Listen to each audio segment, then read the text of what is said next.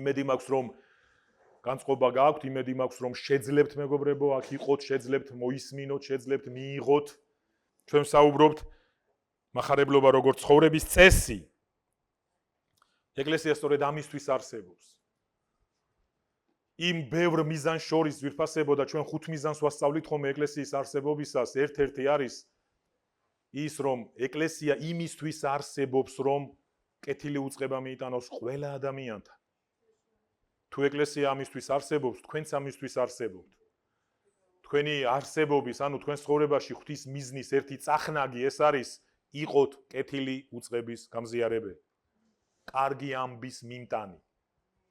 იმედის გადამცემი. სიცოცხლის გამზიარებელი, იმიტომ რომ არც მეტი და არც ნაკლები ეს სიცოცხლის გაზიარებას ნიშნავს. როცა კეთილ უწყებას უზიარებ, სიცოცხლეს უზიარებ. გესმით? პავლემ თქვა, თქვენ იქნებითო კეთილსურნელება, როგორც გადარჩენილთათვისო, ასევე დაღუპულთათვისო. ანუ ფაქტიურად ჩვენ მეგობრებო ვატარებთ სიცოცხლეს, დაიჯერეთ ეს, მოიცა მე რა სიცოცხლეს ვატარებ, ჩვენზე არ არის საუბარი. ჩვენზე არ არის კეთილი უწყება, რომელიც ჩვენ გადმოგვეცა. პავლე ამბობს, ასე მოვიდაო ჩვენთან. სმენელების, ანუ ქადაგებლები ქადაგებდნენ, სმენელები იღებდნენ და ქრისტიანული რწმენა 2000 წლის განმავლობაში ასე მოვიდა ჩვენამდის.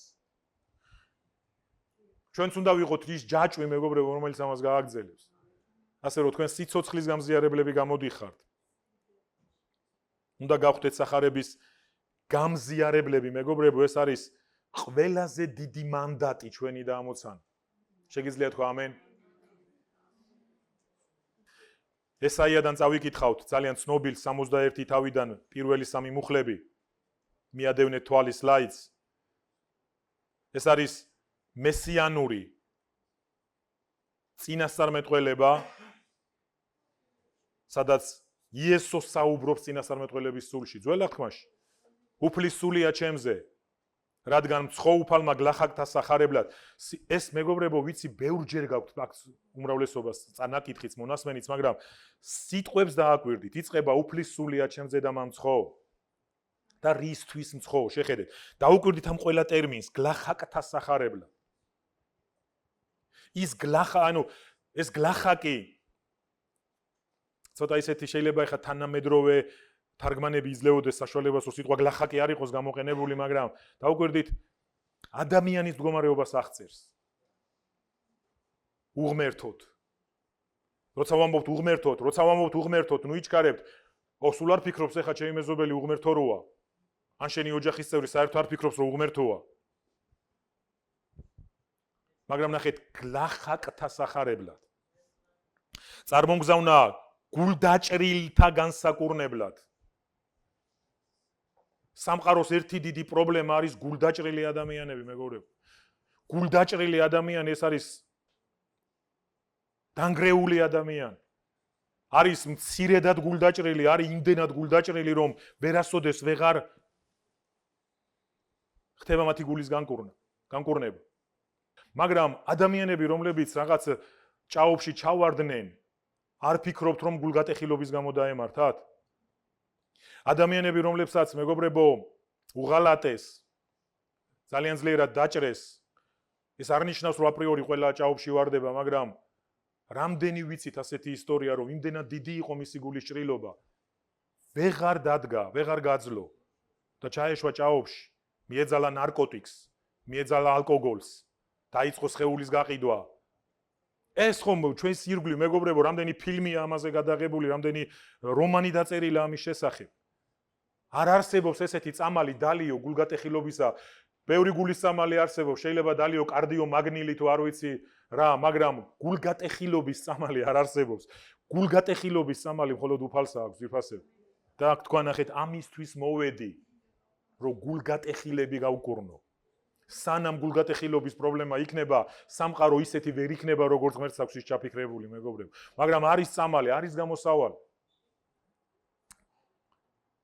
ტყვეთათვის თავისუფლების გამოსაცხადებლად. ქრისტიანებო, რამდენს გწამთ, რომ ცოდვას ტყვეობა ახასიათებს. ტყვეობა. მონობა.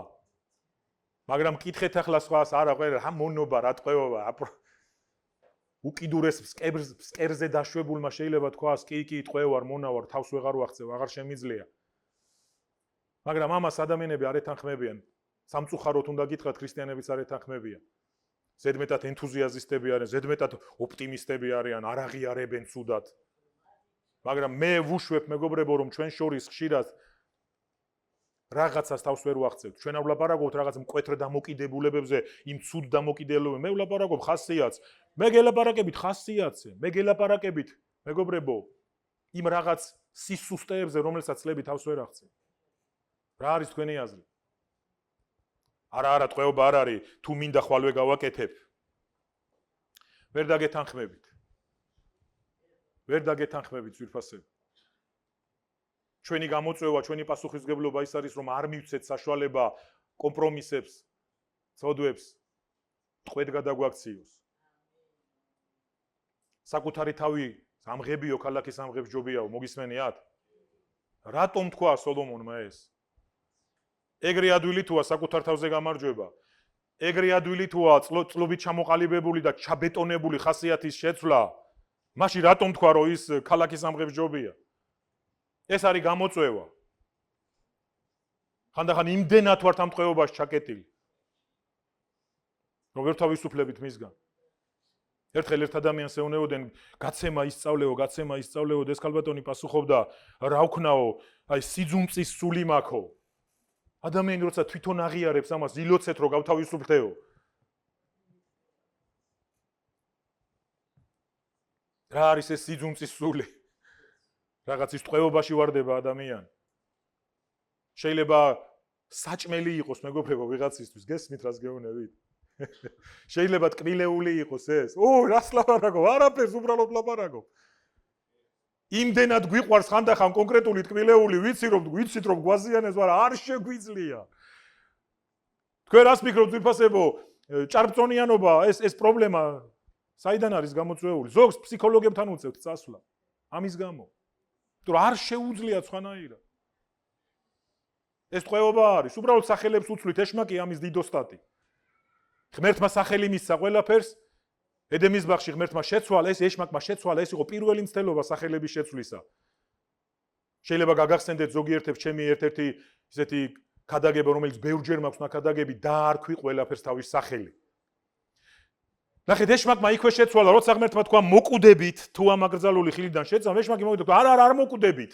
შეიცვალა ტერმინი, გაუბრალოვდა ტერმინი და მის შემდეგ მეგობრებო ეს მუდმივად ასე ხდება დაცემულ ქვეყნიერებაზე, ცოდვას ქვია შეცდომა, ან მორალური სისუსტე, ან რაღაცა. ტყვეთათვის თავისუფლების გამოსაცხადებლად, სახარებას შეუძლია ტყვეები გაანთავისუფლოს, მეგობრებო. სახარებას შეუძლია ტყვეობიდან იხსნას. და ჩვენ ბევრი ასეთი ტყვეობიდან გაგვანთავისუფლა სახარებამ.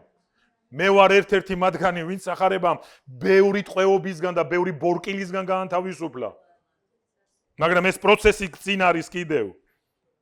პატიმართა გასათავისუფლებლად, ესეც არ არის დიდად განსხვავებული მისგან ეს ყველაფერი. უფლის სასურველი წელიწადის და ჩვენი ღმერთის შურისგების დღის გამოსაცხადებლად. მოიცა რა შურისგების დღე? დიახ, სახარების გაზიარება ამავდროულად ნიშნავს შურისგების დღის გამოცხადებას, იმიტომ რომ იქ სადაც უარს ამბობენ ადამიანები ღმერთისაგან მიღებულ ხსნაზე, რჩება მხოლოდ შურისგების მოლოდინი. მე არ ვიგონებ ამას. ებრაელთა წერილი პირდაპირ ამბობს, რა რჩება ამ შემთხვევაში მხოლოდ რაღაცა შურისგების მოლოდინი.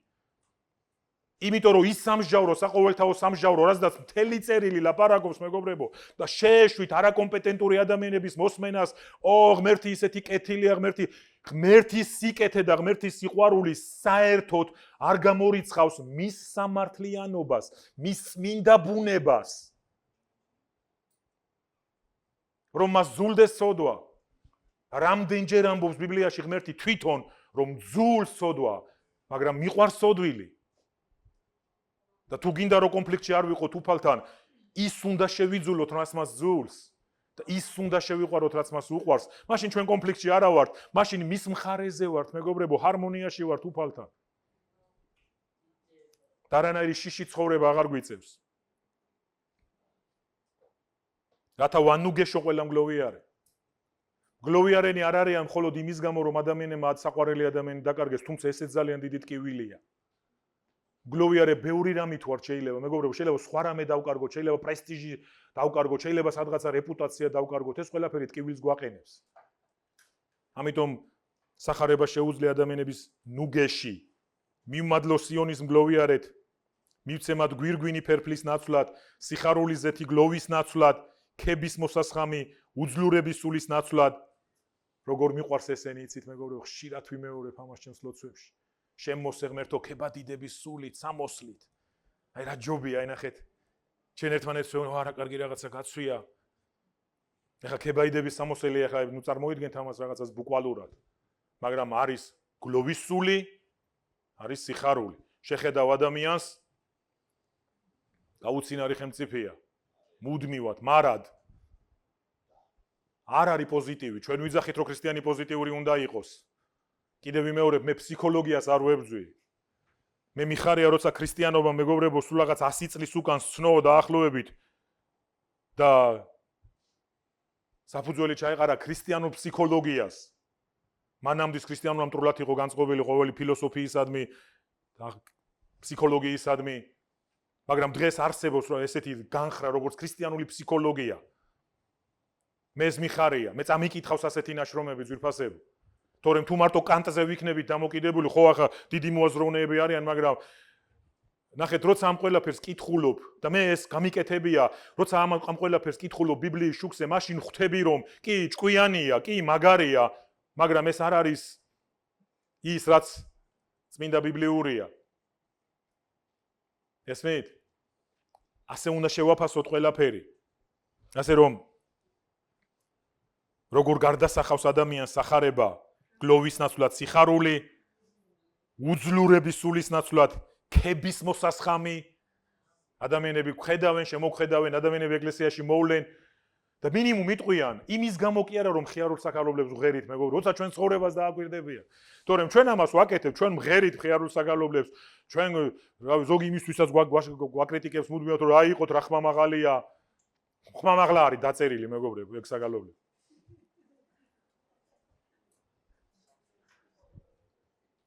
მაგრამ მხოლოდ ამაზე კი არ არის, თუნდაც ეგეც. წლების უკან ვისაც გახსოვთ, როცა ჩვენ გარკვეულ რეფორმებს ვიწყებდით ამ საკითხებში, მე ვასწავლიდი ლიდერებს, ვასწავლიდი ეკლესიას, რატომ უნდა იყოს საგალობლები მხიარული? რატომ ვიწყებთ ამით? ეს ერთგვარი სიბრძნე, ერთგვარი გამოცდილება, რატომ ვიწყებთ რაღაც ესეთი რიტმულით, მეგობრებო? რატომ არ ვტირით ყოველთვის საგალობლებში? თუმცა ასეთი საგალობლებიც გვაქვს, როცა უფლის თაყვანისცემას ვიწყებთ, ტემპიც კი იცვლება, ტემპსაც კი ვაგდებთ ამ დროს. რატო ვაკეთებთ ამას? ეს პრაქტიკა არის, მეგობრებო. ეს ადამიანის აგებულების ცნობა არის. ესმით? ადამიანები როცა ეკლესიაში მოდიან, ალბათ ერთ-ერთი რაც უნდა დაინახონ, ეს არის რომ ეს პოზიტიური საზოგადოება არის, ეს იმედიანი ხალხი არის. ეს გულწრფელად მოღიმარი ხალხი არის, მომღიმარი ხალხი არის. ეს გავლენას ატარებს. დეპრესიულ ხალხთან კარგად გრძნობ თავს? მე არა. ადამიანები, რომლებიც მუდმივად ცუდ სიტყვებს ლაპარაკობენ, კარგად გრძნობ თავს? მე არ ვგრძნობ, აი ესე როცა სულ ნეგატიურად რო ლაპარაკობენ, არ ვგრძნობ კარგად თავს. აი პირდა მე არ ვგრძნობ კარგად თავს. კი არ გაურბივარ და სადღაც არ დამენახო და ასე კი არ ვეუბნები, მაგრამ როცა ადამიანები საზოგადოება პოზიტიურია, როცა მეგობრობა შეუძლიათ. რა თუნდა ამას ბევრი მკითხაო? რო ხალხს ეს მოსწონს. ლუკა 4:21. დღეს აღსრულდა ეს წერილი, იესო მეგობრებო, ესაიაში დაწერილი ეს მუხლები წაიკითხა ლუკას 4-ში. უბრალოდ ლუკამ აღწერა, თორე ესე უნდა ინახავთ, ლუკას 4-ში წაიკითხა. იესომ წაიკითხა ესაიას გრაგნილიდან იგივე ტექსტი დახურა და თქვა, დღეს აღსრულდა ეს წერილი. 700 წლით ადრე ესაიამ თქვა და იესომ როცა მოვიდა და ეს გრაგნილი გახსნა და წაიკითხა, თქვა, აი ეხლა რაც აქ იყო დაწერილი, რასაც ადამიანები კითხულობდნენ ამ წლების განმავლობაში, 700 წლის განმავლობაში ესო თქვა, ეხლა დადგა ეს მომენტი. ეხლა მოვიდა მოქმედებაში ეს წინასწარმეტყველება. ეხლა ვიწყებ ამ მსახურებას. უფლისწულისაგან ვარ ცხებული და მოვედი რომ ვიხსნა, გავანთავისუფლო ტყვეები, გამკურნო გულდაჭრილი ხალხი და მას შემდეგ ვიფასებო. ეს მსახურება გრძელდება. ჩვენ დღეს ამ ეპოქაში ვცხოვრობთ. როცა ეს ღებულება არის და ეს მსახურდება ხორციელდება. შეგიძლია დაინახო ეხლა რა მიზანი აქვს ღმერთს? აი ამ წაკითხული მუხლიდან ხვდებით რა არის ღვთიური მიზანი? ეხლა თქვი, ღვთის მიზანი ადამიანებს უნდა დავეხმაროთ. ხედავთ რა სურს უფალს. რატომ არის სახარების გაზიარება ასე მნიშვნელოვანი? იმიტომ რომ რაღაცა პიონერის საათები შევასრულოთ, არიან კონკრეტული ადამიანები, ჩვენ არ ვეხებით. მაგრამ ასე აქვთ, მე ამ მოძღვრებას ახლოს ვიცნობ, იმიტომ რომ იყო წლების უკან, როცა მეგობრები მყავდა და ისინი მიზიარებდნენ ამ მოძღვრებას, რომ არ დაიბნეთ იაჰოვას მოწმეებზე გულისხმობ. და მათ აქვს ასეთი სისტემა, ყველა ადამიანი, რომელიც ნათლობისთვის უნდა მომზადდეს და შეუერთდეს ორგანიზაციას, მათ აძლევენ მეგობრებო ერთგვარ დავალებას, რომ წავიდნენ და ვიღაცებს გაუზიარონ სახარება და აი გარკვეული საათებიც კი არსებობს ამ პიონერულ მსახურებას ეძახიან, უნდა შესრულდეს ეს საათები, რომ შემდეგში ის გახდეს ორგანიზაციის წევრი. ასე გავაკეთოთ? ვიაროთ ასე ქუჩა და იქნებ ვიღაცა 15 წუთი დავალაბარაკოთ, მოვინიშნოთ ჩუმად პტიჩკაში, რომ 15 წუთი ველაპარაკეთ? არა მეგობრებო, ეს კონტრასტი უნდა დაინახოთ. ღვთის მიზანი უნდა დაინახოთ. სახარებას რა შეუძლია ჩვენი მეშვეობით, ან იმას რა შეუძლია, როცა ჩვენ დუმილს ვირჩევთ, როცა იმას რა შეუძლია, როცა ჩვენ თავის შეწუხება არ გვინდა, იმას რა შეუძლია, როცა ჩვენი კომფორტის ზონის დატოვება არ გვინდა. მაშინ ის მოხდება, რაც აქ იესომ თქვა, შურისგება, ღვთის შურისგება გამოცხადდება, ტყვეობაში დარჩებიან ადამიანები, გულგატეხილები დარჩებიან, მაგრამ მან თქვა, უფალმა მცხო ამისთვის. და იგივე ცხებულება აქვს დღეს ეკლესიას. ამენ? გაიაზრეთ, რისი მიტანა შეგიძლიათ ხალხისთვის ვიფასე. იფიქრეთ ამაზე. იესო ეხებოდა ყოველთვის ადამიანებს. პირველი ეკლესიაც ეხებოდა ადამიანებს. ჩვენ დავიჯერეთ, რომ ჩვენ არ შეგვიძლია, არავის არ უნდა ღმერთი. მართლები ვართ ამაში? არავის არ უნდა ღმერთი. ჩვენ შეგვიძლია შევეხოთ ჩვენს ირგვლივ მყოფებს და შევეხოთ ძლიერად. ქადაგების ბოლოს მეგობრებო, როგორც ვაკეთებ ხოლმე 4 ჭეშმარიტებაზე მინდა ყურადღება გავამახვილოთ მოკლედ მახარებლობის შესახებ. ჭეშმარიტება ნომერი 1. ჭეშმარიტება შეიძლება 10 იყოს მახარებლობის შესახებ, მაგრამ ჩვენ მხოლოდ 4-ზე შევძლებთ ახლა საუბარს დარჩენილ დროში. ჭეშმარიტება ნომერი 1. ყველა ადამიანი საჭიროებს დახსნას. თუ კი ვიღაცასთან გადაიკვეთები და მოგიწევს სახარების გაზიარება, არ შეხედო ბრენდი რააცვია ვიღაცას. არც იმას მიაქციო დიდი ყურადღება, მაპატიეთ სუნიაზდის ცუდი თუ სუნიაზდის კარგი პარფიუმის. სახარება ყველას ჭირდება, ღმერთი ყველას ჭირდება. მაგრამ რატომღაც მეგობრებო, ძველ ეკლესიას ჰქონდა ერთი ასეთი ფორმაცია, რომ თითქოს ასე დაიჯერეს, მე ჩემ შეფასებას გეუნევით, რომ წარმატებულებს ღმერთი არ უნდათ, აი ხალხი ვისაც ღმერთი მიუტან პროდუქტს, შემოგციცინებს, დაეხმარებით ამას უწოდეს სოციალური სახარება უწოდეს, მომისმინეთ. ამას დღეს მეგობრებო ეს ტერმინი გაჩნდა, სოციალური სახარება ნიშნავს, როცა ეხმარები ადამიანებს პროდუქტს აძლევ, ტანსაცმელს აძლევ და თანსახარებას უზიარებ. არ უნდა იყოს სოციალური სახარება? უნდა იყოს სოციალური სახარება. გაჭირვებულებს უნდა დავეხმაროთ. იმიტომ რომ იაკობმა გახსოვთ რა თქვა სახარებაში, თავის წერილში, ეპისტოლეში. თუ ვინმე მშიერია და ან ძმა, ნუ ეტყვი წადი და ისაზრდოვე, უფალმა გასაზრდოოს, ისურვებ ყველაფერს საუკეთესოს, შენ მიეციო მას საჭმელი და შენ მიეცი სამოსელი. ეს უკვე გარკვეულწილად, თორსა გაჭირვებულს ხედავდა ეხმარები და თან ამავე დროს გინდა სახარება გაუზიარო, ან სახარება აჩუქო, ან ეკლესიაში მოიპატიჟო, გარკვეულწილად სოციალური სახარება არის, მაგრამ რა ნეგატივიც ახლავს ამ ყველაფერს, დამოკიდებულებაში გადადის. ადამიანები ეჩვევიან, ჩვენ გამოვცადეთ ეს. ვეხმარებოდით ვიღაცებს და თუ მე არ მიხვიდოდი კონკრეტული იმით რა ქვია პაკეტებით და პროდუქტს არ მიუტანდი, აღარ უნდათ სახარება. გესმით? მაგრამ რა ვქნათ?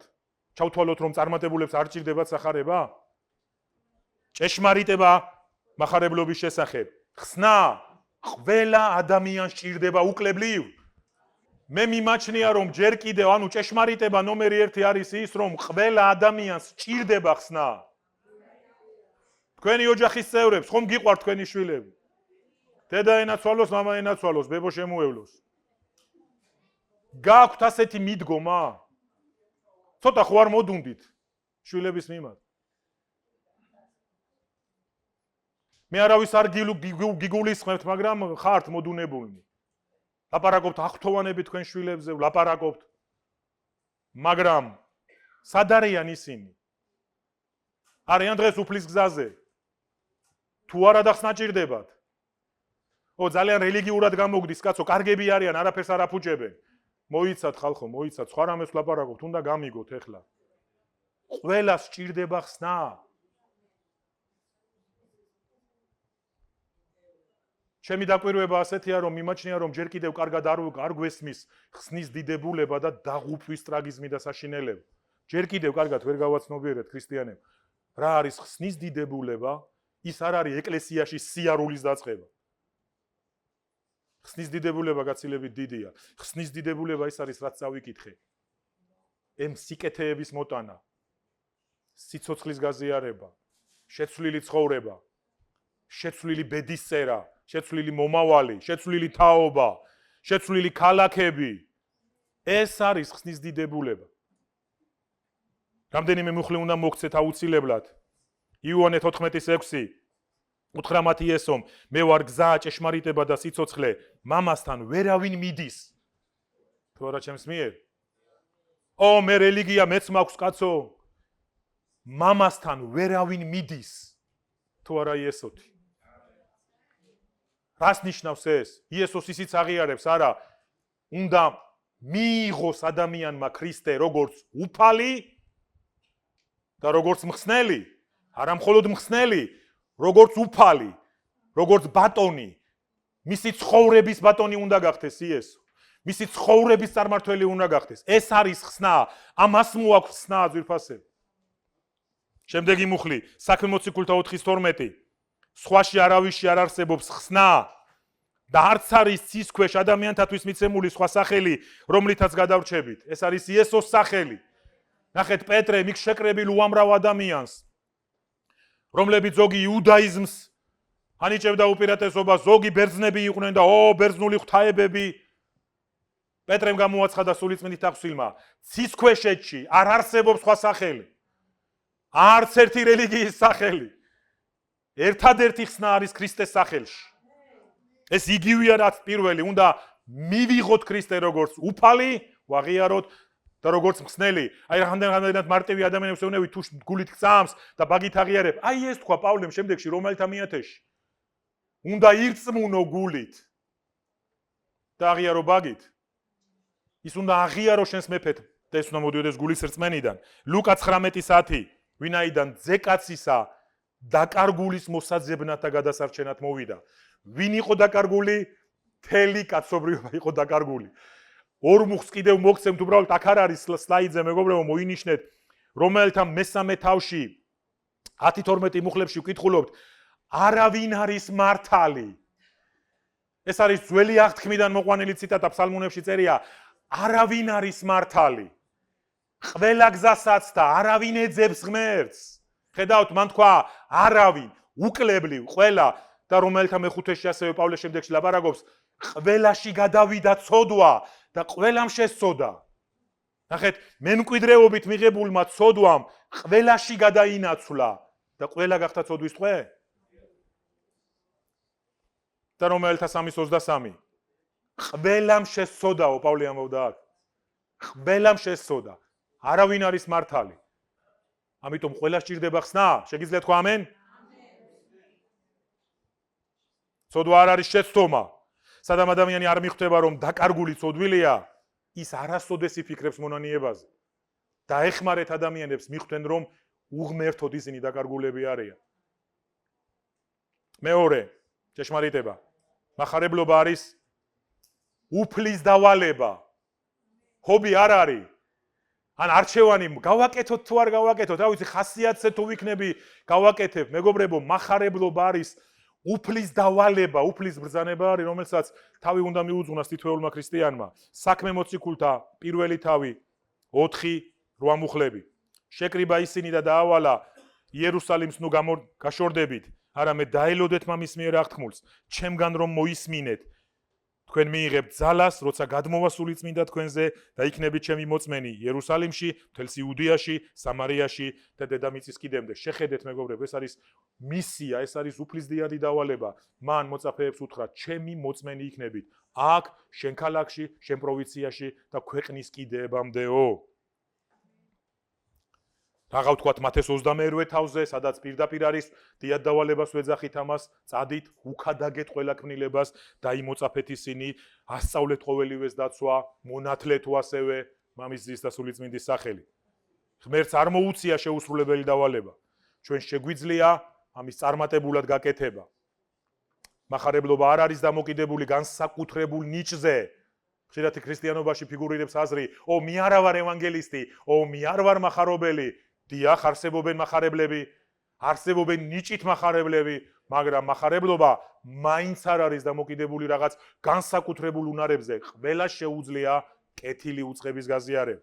აბსოლუტურად ყველას. მაშინ კითხვა ისმის, რომ არ გამომდის? შეიძლება ბევრის კითხვა დავსვი ახლა.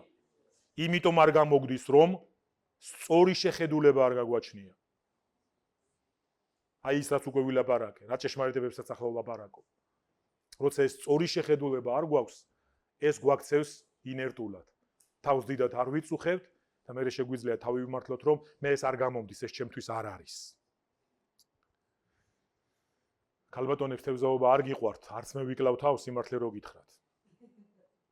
ჩემთვისაც არ არის თევზაობა ჰობი, მაგრამ აქ არიან ადამიანები, რომლებსაც ძალიან უყვართ თევზაობა. არ არის ახლა აუცილებლად სახელი და გვარები, მაგრამ რომ მკითხოთ ახლა ამ ხალხს, ისინი მარტივად გეტყვიან. თევზი რომ დაიჭირო, ბევრი უნდა ითევზა. ქრისტიანებო, ეს ხომ თევზაობას არის შედარებული. არ გახსოვთ ეს რას ეუნეოდა გამომყევით და ადამიანთა მებადურებად გაქცევთ. ის პროფესიონალ მეთევზეებს, პეტრეს და მის ძმას, ზებედეზეებს, ასევე რომლებიც მეთევზეები იყვნენ, იოანეს და იაკობს, ის პირდაპირ ეუბნებოდა გამომყევით და ადამიანთა მებადურებად გაქცევთ. ესე იგი, თუ ფიზიკურად თევზაობის დროს ბევრი უნდა ითევზაო, რომ თევზი დაიჭირო, აი ამ ადამიანთა მებადურობაშიდაც ბევრი უნდა სცადო. და გამოგივა, როცა ხანდახან რაღაცებს ვაშენებთ, ზოგს უჭირს ამასთან შეგუება, ვერ იგებს სტანდარტი ეძნელება, რატო ვამბობთ აღმატებულად ყველაფერი, აღმატებულად მუსიკა, ყველაფერი ურთიერთობები აღმატებული, გარემო, ეზო, ყველაფერი აღმატებული, გამოგდის ყოველთვის არ გამოგდის. და ამ ყველაფერს რატო ვაკეთებთ? იმიტომ რომ იქნებ ვინმე იყოს დახსნილი. იმიტომ რომ იქნებ წარმატებულად ვითევზაოთ. მესამე ჭეშმარიტება. უნდა გქონდეს თანაგრძნობა და მოშურნეობა იმ ხალხისთვის, რომლებიც იღუპება. თანაგრძნობა. ყველა მორწმუნეს გული უნდა სტკიოდეს დაკარგული ადამიანების გამო. და დავიწყოთ მეგობრებო ჩვენი ახლობლებიდან. ყველაზე კარგად იქ გამოგვდის ეს. ეს ხალხი გვიყვარს. ამ ხალხთან გვაკავშირებს გრძნობა. უნდა გტკიოდეს გული. მოსვენება უნდა დავკარგოთ დაკარგული ხალხის გამო. დედებო, მამებო, გეტყობათ ეს ძალიან? კი, რა თქმა უნდა, იმედიანად ვართ იმით მეგობრებო, რომ დღეს ლოცულობთ შესაძლებელია და გვაქვს იმის იმედი, რომ უფალი იშრომებს და ვისთვისაც ლოცულობთ, ეს ჩვენი მეუღლეები არიან, ჩვენი შვილები, თუ ჩვენი სიძეები თუ ვინც არიან, მაგრამ ვიმეორებ, ავტოპილოტზე ნუ ჩართავთ ცხოვრებას.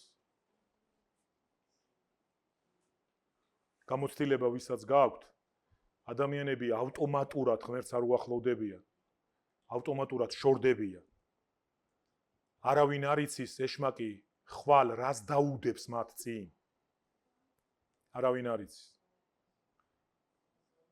არ მინდა ეხა ვინმეს ისე ცოტა რაღაცა გრძნობებს ისე თითქოს მე არ ვთამაშობ არასდროს გრძნობებით. იობი იყო მართალი კაციო და როცა მის შვილებს ცუდი ამბავი შეემთხვა, ის ლოცულობდა შვილებისთვის. მუდმივად, როცა შვილებს დღეობები და ნადიმები ჰქონდათ, ამ დროს ის ლოცულობდა. და ღმერთთან მსხვერპლები მოჰქონდა. იმიტომ ძველი აღთქმის წესები იყო ასეთი. და როცა მათ შვილებს ცუდი ამბავი შეემთხვათ, გახსოვთ იობმა რა თქვა, ვინმე შემახსენეთ. რისიც მეშინოდაო, ის მოხთაო. ის ღვთისმოშიში კაცი იყო, ფრთხილი იყო, ის არ ხრინათ, არ დადიოდა ღმერთო, ეგენი კი არასწორად ცხოვრობენ, მაგრამ აგერ ვარ მე და მე მომხედე უფალო, მე დამაკვირდი. რისი შეცვლა შეეძლო იობს? თუ შეიძლებოდა მათმაგივრად ერწმუნა, დიდი სიამოვნებით ირწმუნებდა. მაგრამ არ შეიძლებოდა, შეუძლებელი. ამიტომ მოდი მოსვენება და კარგულები ვიყოთ ამ სფეროში. იმიტომ რომ ხსნა ყველა სჭირდება. და ეს მოშურნეობა უნდა ღვივდებოდეს ეკლესიაში. ყველანი უნდა ჩავერთოთ სულების მოპოვების საქმეში. ზოგი ძლიერი მლოცველი იქნება, ზოგი ძლიერი გამზიარებელი იქნება, ზოგი გასცემს ამისთვის, ხვდებით? ზოგი მანქანით გადაადგილებს ვიღაცას, ზოგი რა და ზოგი რა, ყველანი უნდა ვიყოთ ჩართული სულების მოპოვებაში. ვიღაცეები თბილად შეხვდებიან, ყავით გამომასპინძლდებიან, მიესალმებიან, მთელი ეკლესია, ხვდებით? ყველა მსახურება ამაზე უნდა იყოს მიმართული. და მსახურების ხელმძღვანელებს გეტყვით ძალიან მოკლედ, თუ ამ ეს ბმა დაკარგეთ, დროზე დაბრუნდით. არ აქვს მნიშვნელობა რა მსახურება არის, არ აქვს მნიშვნელობა რომელ მსახურებას ხელმძღვანელობ, იმისკენ უნდა იყოს მიმართული, რომ სულები იყოს მოპოვებული. და მეოთხე და ბოლო. ადამიანები უნდა შევიძინოთ მეგობრობის მეშვეობით. ძვირფასები ეს უკვე ერთადერთი მეთოდოლოგია არის აქ. დანარჩენი სამი ჭეშმარიტება მეთოდებზე გამავალი არ არის. ეს არის უბრალოდ აი მეთოდი מחარებლობაში. და მეთოდი მხოლოდ ეს არ არის, ბევრი მეთოდი არსებობს და ჩვენ თქვით რომ ერთ თემაში ამის თავმოყრა არის შეუძლებელი, შეიძლება ჭეშმარიტება გაცილებით მეტი იყოს, თქო თავიდანვე გითხარით. ადამიანები უნდა შევიძინოთ მეგობრობით. მე ამაში დაჟინებული ვარ, ჯიუტობამდე მისულიც კი ვარ ამ სფეროში. მე ადამიანებს ვეუბნები რომ არ გინდათ ეს კონფრონტაცია, არაფერს არ იძლევა. რჩები ამ აზრზე დღესაც. ხანდახან შეიძლება კონფრონტაცია გარდაუვალი გახდეს, იმიტომ კი რომ შენ გინდა. სხვები გააკეთებენ ამას. მაგრამ შენ არ უნდა იყო კონფრონტაციის ძებნელი. ო, ეს კერპთაყვანისად, აღიგვებით პირისგან, მიწისგან. ეს არ არის სახარების გაზიარება. ტყუილად ვედრებით ამ დროს იმას ელიასი აკეთებდა, იონა ასე ლაპარაკობდა, ტყუილად ძვირფასები. უნდა ვამხილო. უნდა შეგახსენოთ ერთი უდიდესი გამოთქმა.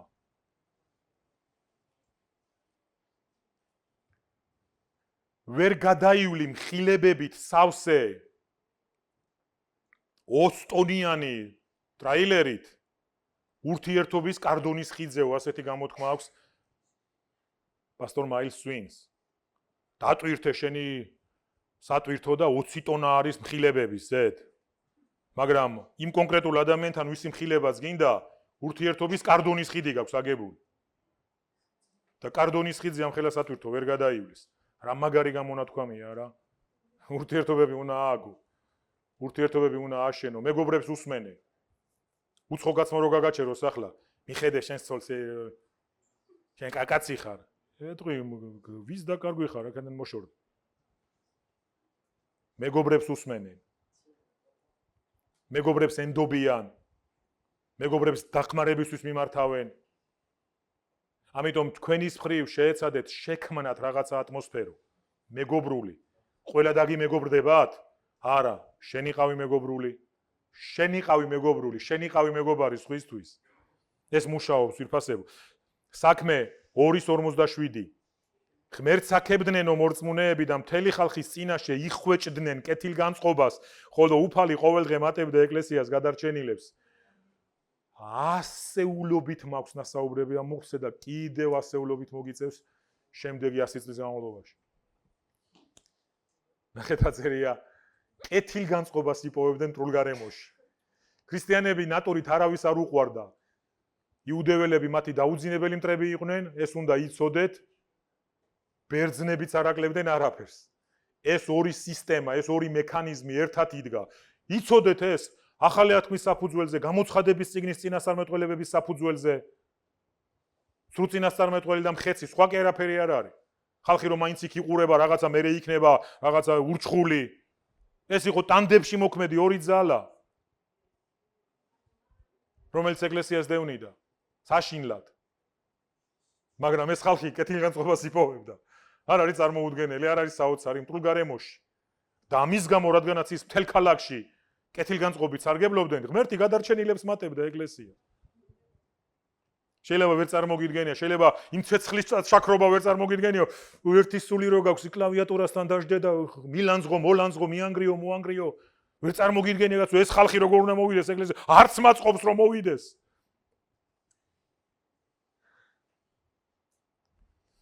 პირველი კორინთელების მე-9 თავი 22-23 მუხლები, ყველასთვის ყველაფერი გავხდი, რაცა როგორმე მეხსნა ზოგიერთები. და ყოველივე ამას ვაკეთებ სახარებისთვის, რათა მეც გავხდე მისი თანამონაწილეო. აი პავლეს კრედო რა იყო? ყველასთან ყველაფერი. და იქ ჩამონათვალიც არის, თუ წაიკითხავთ წინა კონტექსტში. იოანე 13 თავი 14-15 მუხლები. ამიტომ თუ მე მოძღვარმა და უფალმა დაგბანეთ ფეხები, თქვენც უნდა დაბანოთ ერთმანეთს ფეხები, მაგალითი მოგეცით, რათა როგორც მე მოგეკეცით, თქვენც ისე მოეკეცით. ეკლესია ადგა და რიტუალად გადააქცია ფეხბანა. და იესომ ამისკენ მოგვიწოდა? იესომ თქვა, აი მე, ნახეთ როგორ მოგემსახურეთ. და თქვენც ეს გააკეთეთ.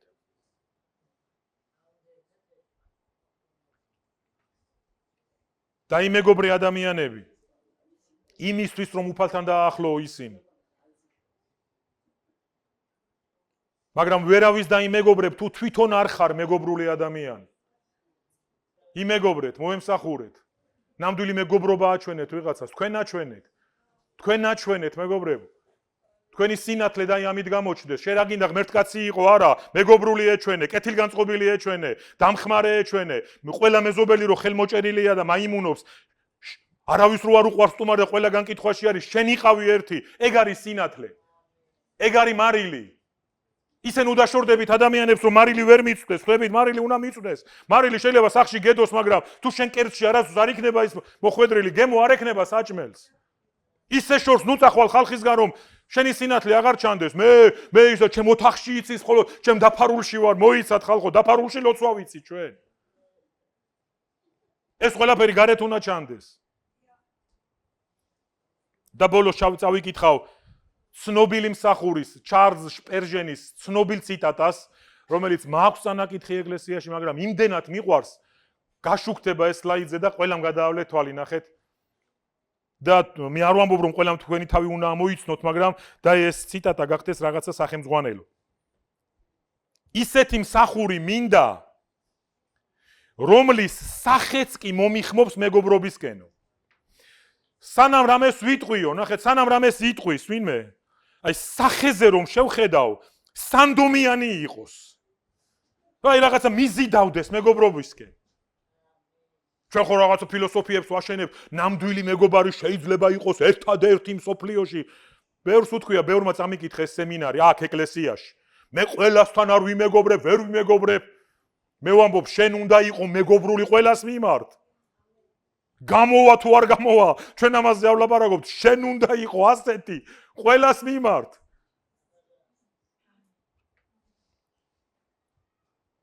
და კიდევ ერთი რაღაც ერთხელ ერთი ძმა ამბობდა, მეგობრე ღმერთს, მე უთხარი, შეწყვიტ ეს სულელური ფილოსოფიები.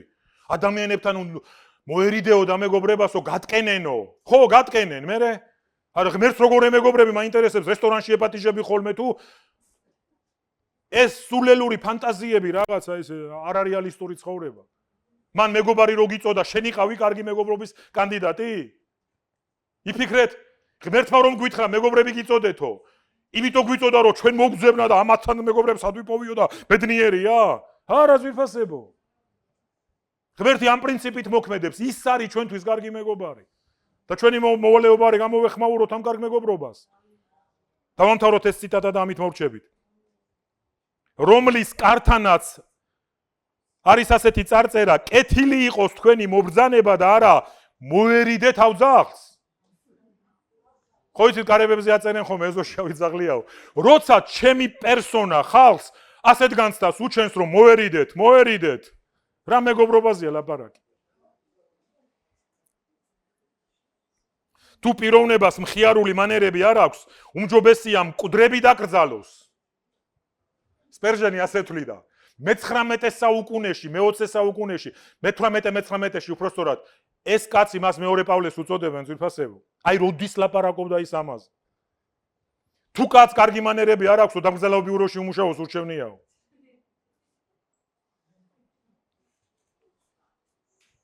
რადგან ცოცხლებზე გავლენას ვერასდროს ვერ მოახდენს.